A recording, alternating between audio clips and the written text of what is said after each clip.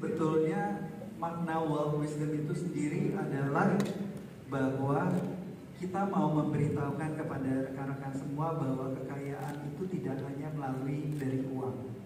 Jadi memang kalau dilihat itu kita wealth wisdom itu adalah kita memberikan edukasi bahwa bagaimana cara mendapatkan kekayaan secara holistik. Jadi memang banyak pilar-pilar yang harus kita pahami seperti tadi yang udah di-mention oleh Bu Maria.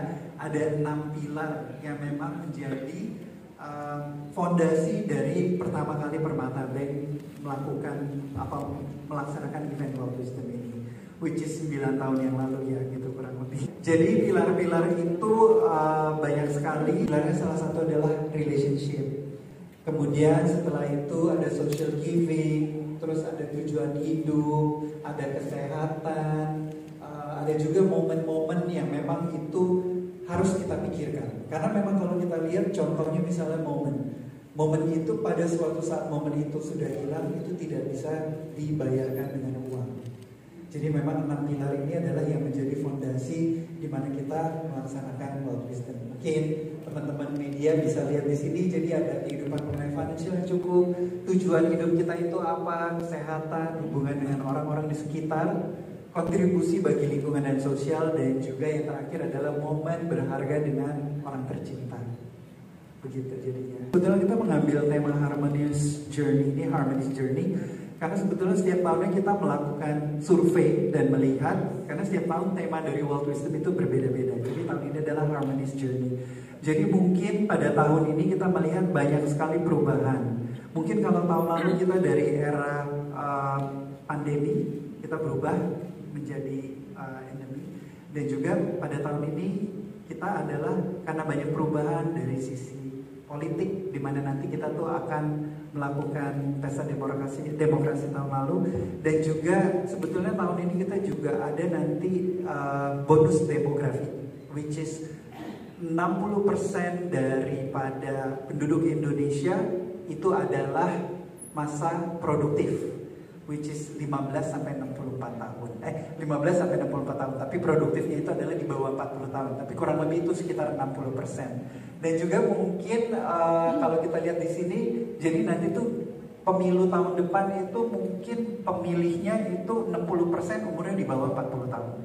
Ya, itu jadi yang pertama adalah dari periode bonus demografi, dan yang kedua adalah dari sisi politiknya bahwa kita akan melakukan pesta demokrasi dan juga pemilihnya akan 60% di bawah 40 tahun. Dan berikutnya juga kita ada mengenai digital transformasi, atau mungkin kalau kita lihat digital ekonomi, di mana diprediksikan pada tahun 2025 kurang lebih pertumbuhan eksponensial yang diharapkan didorong oleh transformasi digital ini bisa mencapai 124 miliar. Dan yang terakhir adalah AI. Nah, perkembangan teknologi sendiri bahwa sekarang kan udah lebih dari 45% pekerja dan pengusaha saat ini mengadopsi AI. Dan kita akan bahas juga sampai sejauh mana sih nih AI ini, apakah dia akan mensupport kita atau menjadi kompetitornya human resources gitu loh. Jadi memang ini adalah banyak sekali faktor-faktor ini yang akhirnya memang harus diharmonisasikan supaya kita dapat mendapatkan kekayaan yang holistik. Sangat penting karena setiap generasi pasti menghadapi persoalan tidak sama. Tahun ini kita menyaksikan anak-anak muda itu menyaksikan apa yang disebut dengan uncertainty, ketidakpastian. Jadi kalau dia tidak mempunyai tidak menguasai bahasa keuangan, itu akan menjadi mangsa para predator keuangan. Ya. Sering dikatakan kalau orang yang punya uang ya, ketemu dengan orang yang punya pengalaman, maka terjadi pertukaran. Itu yang sedang dialami oleh banyak sekali orang-orang usia 40-an, 50-an di Australia yang tiba-tiba menjadi korban scam. Ya, dari pria-pria yang tampil di Facebook ganteng-ganteng, mengaku pilot, mengaku dokter gitu ya, nggak taunya orangnya dari Nigeria gitu ya, dan itu mereka transfer sampai ratusan ribu dolar ke sana. Ternyata orang yang pengalaman ini bisa mendapatkan uang, yang punya uang dapat pengalaman tertipu di sana. Karena ini ada bahasa keuangan yang tidak dikuasai, ada risiko kan. Setiap kali kita melihat ada peluang, itu ada risiko. Nah, bahasa keuangan itu sekarang juga digunakan oleh para penjahat begitu. Sehingga kalau tidak dikuasai kita akan kalah. Nah, ditambah lagi dengan banyak sekali orang yang sekarang memamerkan kekayaan, padahal itu bertentangan dengan prinsip kekayaan dan sebetulnya itu adalah penipuan. Misalnya kan ada pepatahnya yang mengatakan bahwa wealth whispers. Ya, jadi kalau kita kaya pasti kita bisik-bisik, kita nggak pamer-pamer. Sedangkan poverty screams.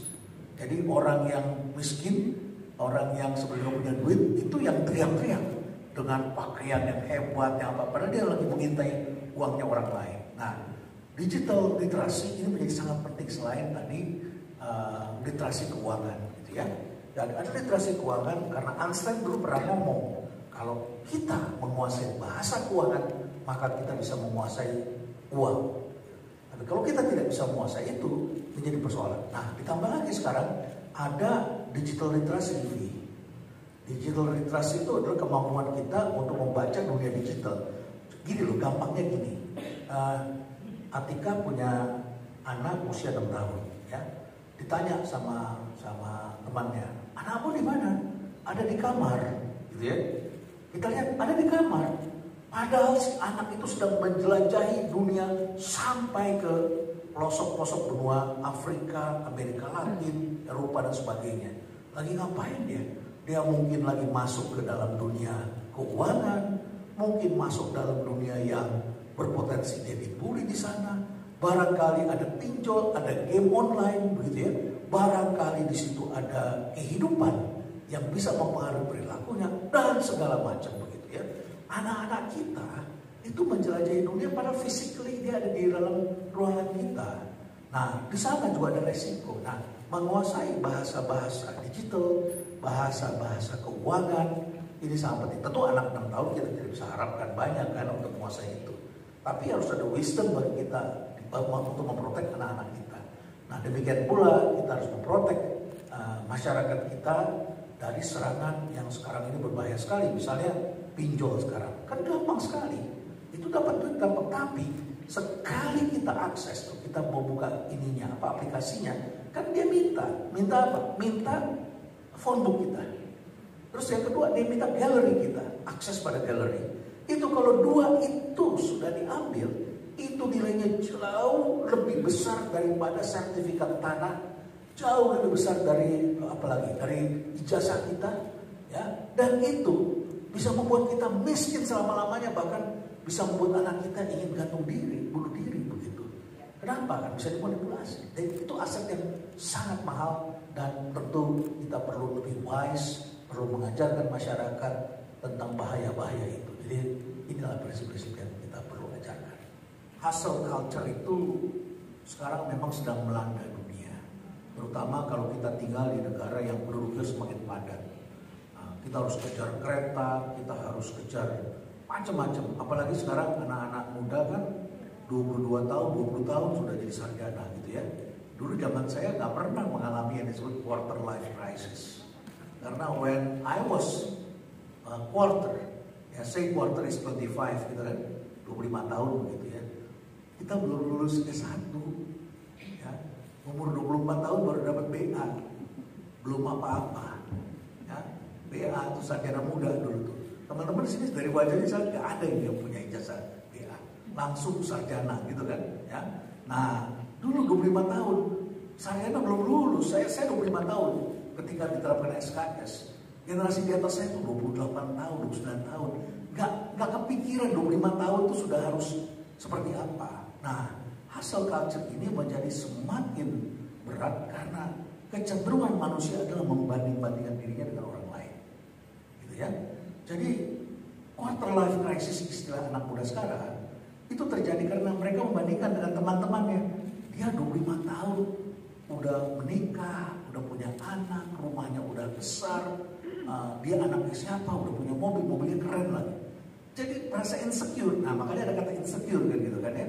merasa insecure karena melihat orang lain membanding-bandingkan. Ini sekarang generasi yang sekarang itu membanding-bandingkannya menurut saya udah terlalu berat, ya. Sehingga kemudian banyak kepura-puraan gitu di dunia maya.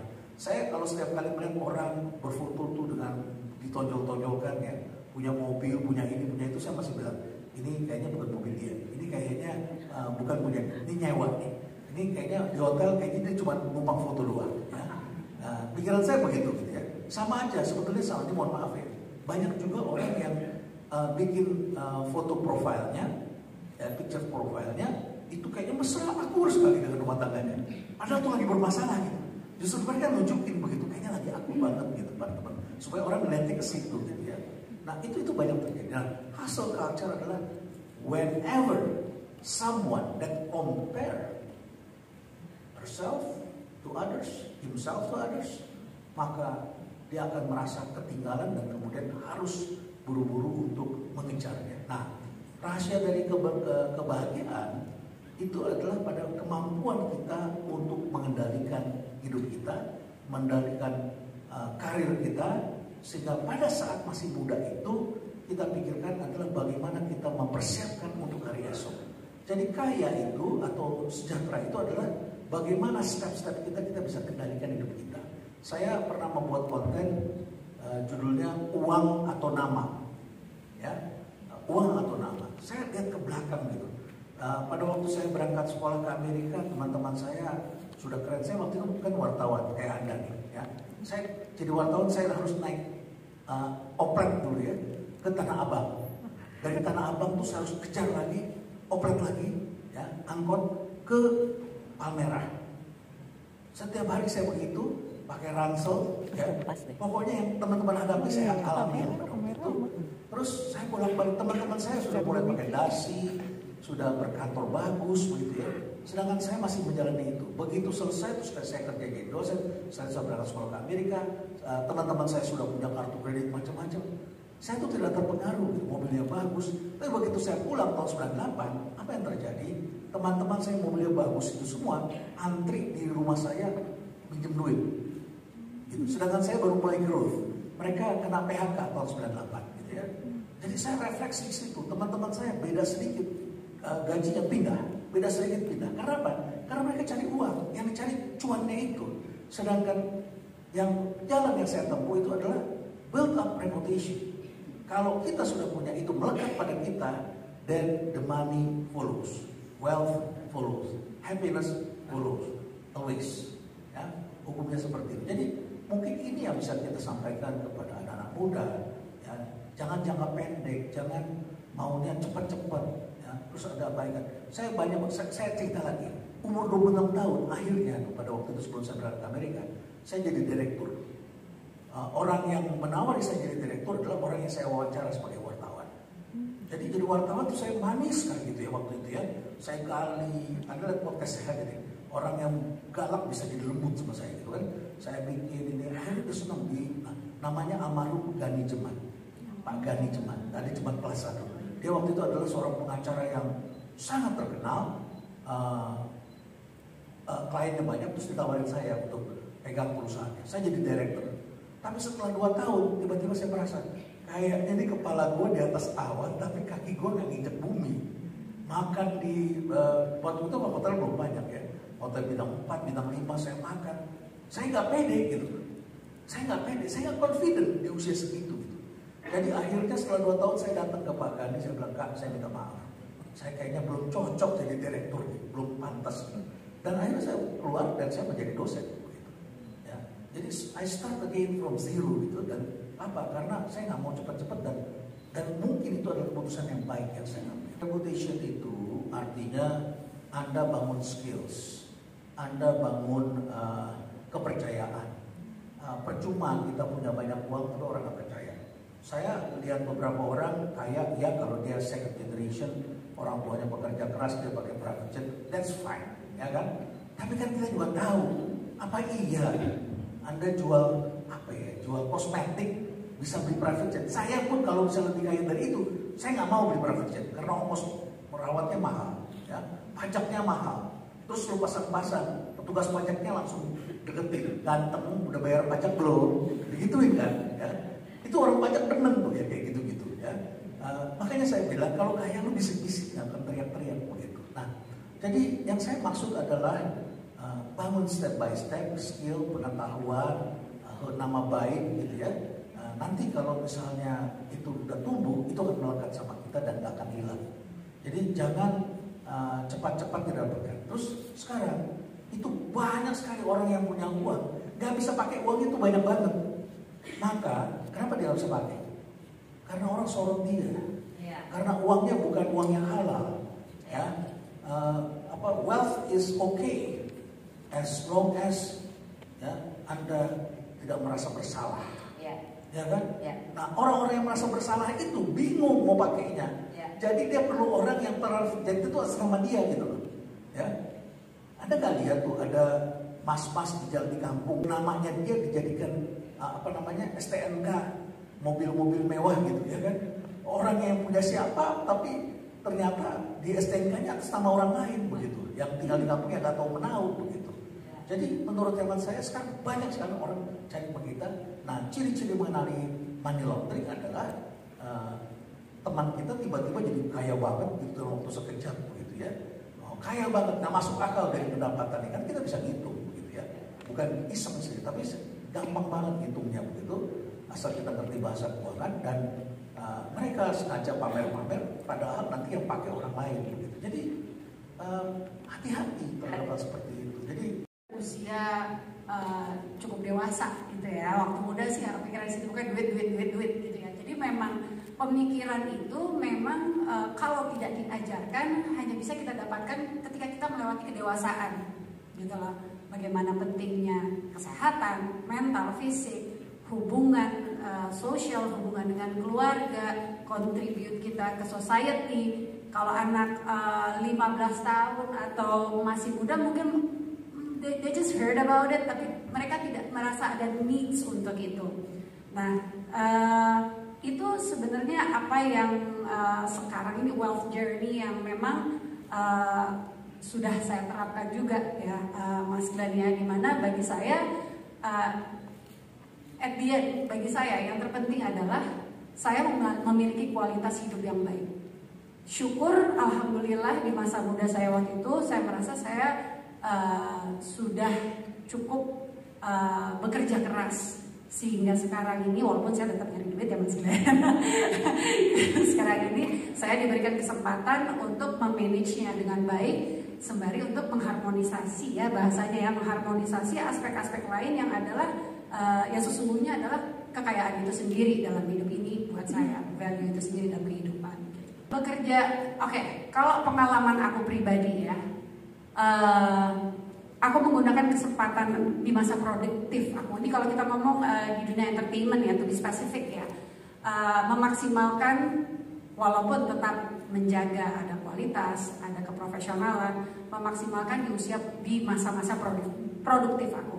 Disitulah aku bekerja keras. Saya tanya manajer saya, mungkin saya juga sering tidak tidur, syuting dan lain-lain gitu ya.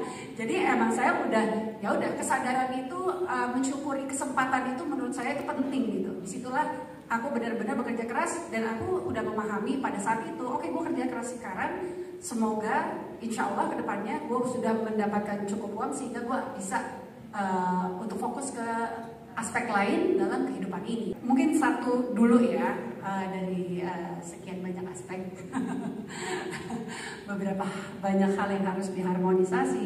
Keluarga contohnya. Sekarang ini saya merasa saya lebih bisa membagi waktu, memberikan perhatian saya untuk keluarga saya. Menurut saya pribadi, ini adalah buah dari kerja keras yang telah saya lakukan sebelum saya memiliki anak, contohnya. Dengan begitu, dan saya juga merasa beruntung karena selama ini saya memiliki yang kalau bahasa keuangannya adalah literasi keuangan, sehingga saya dapat mengelola keuangan saya. Sehingga saya sekarang berada di titik yang sedikit lebih tenang dan memiliki waktu dan perhatian untuk ke keluarga saya. Itu salah satunya gitu. Itu adalah payoff dari sebuah kerja keras. Juga literasi dalam keuangan, bagaimana kita mengelola keuangan kita dengan bijaksana gitu loh. Aku terus terang, aku adalah mungkin bisa dibilang, ini bisa ditanya lagi ke manajer saya adalah orang yang pelit. Ibaratnya saya membeli sesuatu, sesuatu ini misalnya sepatu ya, sepatu mahal misalnya. Oke, setelah sepatu mahal, oke nih, abis ini gue dapat job apa aja nih, beli modal kan nih gue, oke beli modal, oke ambil. Sampai seperti itu. Aku bukan tipe orang yang spender untuk barang-barang yang menurut aku tidak membutuhkan, gitu lah. Jadi aku lebih pada menyikapinya dengan sudut pandang kebutuhan aku. Indah enggak juga ya, masih belajar, masih berproses. Tentunya. Oke, sebenarnya kekhawatiran saya, Prof, sebenarnya Prof ya, kalau di anak-anak sekarang nih, apalagi kemarin pas pandemi ya, sekarang kan belanja online gampang banget, produk-produk dari Cina, mainan murah-murah banget ya kan Prof ya, dibandingkan zaman saya dulu yang mainan tuh itu luxury lah, kita harus naik kelas dulu baru dibeliin mainan, ulang tahun dulu baru dibeliin mainan.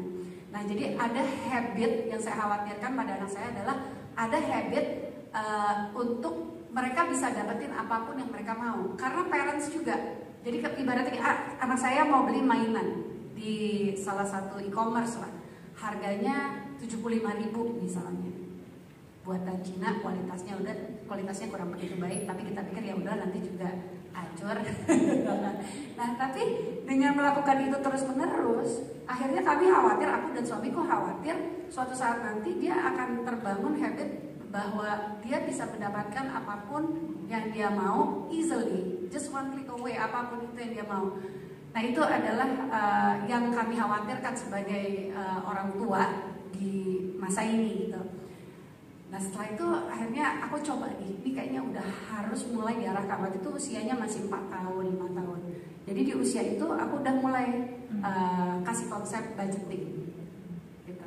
Jadi ini ada budget, misalnya ini udah selesai pandemi ya, dia mau beli mainan, aku perkenalkan konsep budget, misalnya tidak boleh lebih dari 300.000 rupiah. Sedangkan kalau ke toko mainan itu hampir gak ada ya 300.000, 500.000, sejuta dan lain-lain. Akhirnya pertama dia mengeluh, tapi akhirnya dia cari banyak mainan yang dia mau itu nggak bisa, sampai akhirnya dia ketemu yang dia sesuai budget. Dan itu dia bahagia sekali dan dia sangat mengapresiasi proses itu dan menghargai mainan yang akhirnya dia dapatkan. Iya. Jadi itu juga suatu proses yang dia pelajari dan lo bisa mendapatkan kebahagiaan juga dari situ. Iya. Dari memahami dan saving money. Gitu. Menurut aku harmonious life ini adalah proses yang sampai kita tua gitu. Maksudnya bisa jadi sekarang kita menjalankan harmonious life menganggapnya, tapi belum tentu juga mencapai. Mungkin di titik di usia berapa dia mengalami apa, dia goyah tidak harmoni lagi gitu. Jadi ongoing proses yang harus terus di maintain gitu loh sampai dengan hari tua kita gitu, sampai dengan ya. Motivasi terkuat aku adalah aku pengen hidup sampai tua banget. Aku ingin hidup sampai tua, sehat, bahagia, berkualitas. Intinya itu adalah tujuan, goalnya adalah itu. Dari goal itu, akhirnya kita akan tahu apa-apa aja sih yang harus kita jaga. Tapi itu semua kan untuk hari tua kita itu kan bukan berarti kita lakukannya di hari tua. Sekarang itu adalah sesuatu yang kita mulai dari sekarang atau bahkan dari semudah mungkin, sedini mungkin gitu. Itu adalah sesuatu yang kita pupuk, kita bangun, kita latih dan akhirnya menjadi kebiasaan hingga di hari tua. Ya itulah kekayaan bagi aku. Yes. Dan itu sepertinya sejalan juga ya dengan apa yang tadi Mas Glenn sudah paparkan. Yes. Bahwa yang disebut wealth itu bukan semata-mata stream of income, bukan semata-mata uang. Ya. Uang saja tidak bisa membuat kebahagiaan. Apalagi sekarang kita berhadapan dengan generasi baru yang berbeda dengan generasi saya misalnya gitu ya. Generasinya Ivy juga sudah beda lagi. Nah kalau generasi saya ini Pak Glenn, ya Tika, generasi saya ini berpikirnya selalu kerja keras baru nanti bahagia gitu ya. Saya kadang-kadang suka sedih kalau saya kasih training pada para senior yang mau pensiun gitu. Saya sudah tanya mereka, sudah kerja keras loh? Sudah Pak, Bapak nggak lihat muka saya, muka orang pekerja keras seperti ini. kerut-kerut begitu saya, oh iya ini wajah bekerja keras. Pertanyaan berikutnya, sudah bahagia belum?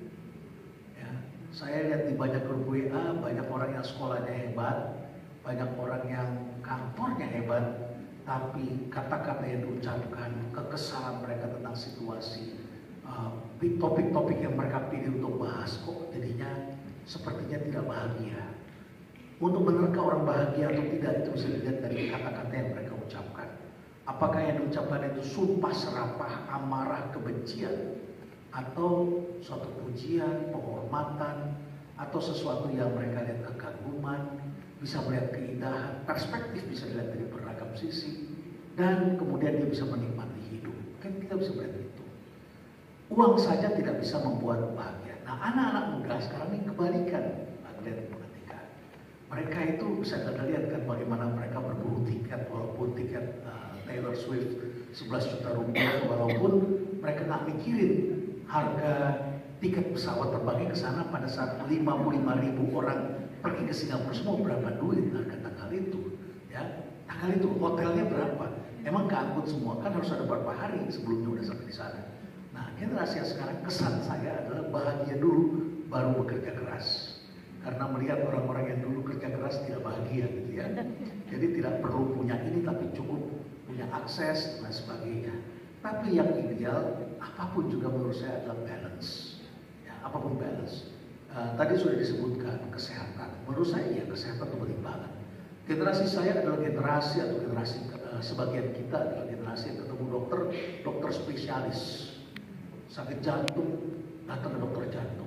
Dokter jantung kasih 5 obat, dia nggak mikirin dampaknya ke ginjal. Kalau kena ke ginjal, dokter ginjal nggak mikirin jantungnya.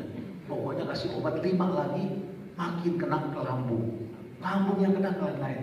Generasi anak-anak sekarang berbahagia karena riset-riset terbaru sudah ada riset-riset yang melihat metabolisme, hubungan antara satu organ dengan organ yang lain. Celakanya hari ini mahal, ya. Bisa 700 juta, 1 miliar itu untuk mendapatkan dokter itu ada dirawat 5 hari di Swiss, di Jerman dan sebagainya. But one day ini akan menjadi lebih murah. Ya. One day ini akan menjadi lebih tertata. Tapi jangan menunggu sampai hari tua baru Anda menjaga kesehatan. Sedari muda itu perhatikan kesehatan. Kenapa saya terus kasih ini? Karena fakta-fakta menemukan hari ini semakin banyak penduduk, masyarakat makan semakin banyak. Generasi orang tua saya makan 1 kali 1 hari 2 hari, 1 hari 2 kali. Ya. Generasi saya makan 3 kali. Generasi kalian makan 1 hari 5 kali. Ya. Antara pagi dan siang kalau diundang seminar ada snack di tengah-tengahnya. Ya. Dan kemudian antara siang ke sore ada lagi snack lagi dengan kopi. Jadi makannya 5 kali dan apa akibatnya sekarang penduduk di muka bumi ini semakin banyak orang yang melebar ke kanan, ke kiri. Bukan tambah tinggi tapi justru kita lain. Nah, maksud saya adalah health is very important. Jangan tunggu sampai pada waktunya Anda baru perhatikan. Sedari muda lihat itu. Punya uang, tak punya kesehatan masalah. Tak punya waktu juga masalah. Jadi kombinasi yang tadi yang disebut harmonious itu adalah punya uang, ya, atau bukan punya uang, tapi bisa mendapatkan apa yang diinginkan. Ya, ini yang lebih penting, bisa mendapatkan apa yang diinginkan, punya waktu, ya, punya kesehatan, dan yang lebih penting lagi adalah punya teman. Atika ingin umur panjang, bagus, tapi persoalan kita adalah ketika kita umur panjang, masihkah teman-teman kita berumur sepanjang seperti kita, gitu ya? Jadi teman kita harus orang muda. Ya, harus orang muda. Jadi bertemanlah dengan orang-orang muda karena orang muda ini adalah teman yang umurnya lebih panjang daripada generasi kita gitu ya. Itulah saya kira ya. Nah, terakhir ada wisdom yang saya kira penting untuk anak-anak muda juga adalah ya wealth is good ya, as long as no guilt attached. Tidak ada rasa bersalah di balik itu semua. Karena banyak sekarang orang-orang muda atau orang yang bukan hanya muda saja punya uang tapi rasa bersalahnya itu banyak sekali. Rasa bersalah karena tidak punya waktu untuk orang tua, rasa bersalah karena tidak punya waktu untuk anak-anak, rasa bersalah karena tidak memberi manfaat pada orang lain, rasa bersalah karena mendapatkan uang tidak dengan cara yang benar, rasa bersalah karena tidak bayar pajak dengan baik, rasa bersalah karena mengotori lingkungan, karena merusak persaudaraan, merusak pertemanan, dan akhirnya kemudian kita menjadi terpuruk. Ya. Jadi jangan sampai rasa bersalah itu lebih banyak menemani kita, walaupun kita wealthy banget.